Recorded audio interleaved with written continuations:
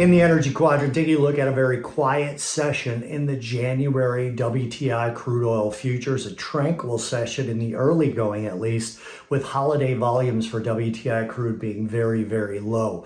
Currently, we are working on the second down week for crude oil in the last three, and with basically two low volume half-day trading sessions left in the month of November, meaning the rest of today, and then the half session on Friday. We're looking at the fourth down month in the last five for WTI crude oil futures. The EIA report, despite the low volume, still came out today, and crude oil estimates were for a draw of 1.3 million and refinery utilization to be just above 90.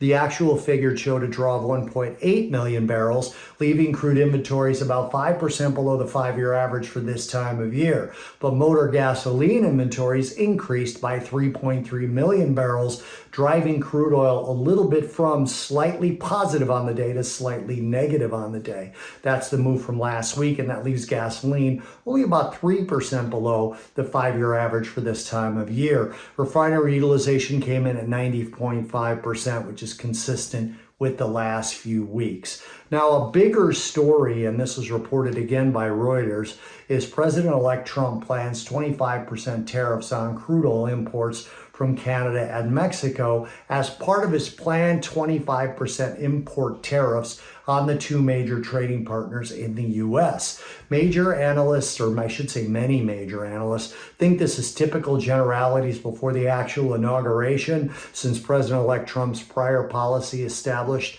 the U.S.-Canada-Mexico trade agreement, which President Biden did not attempt to repeal. So this is really a developing story, not something necessarily hitting the price of crude oil now in terms of driving it higher.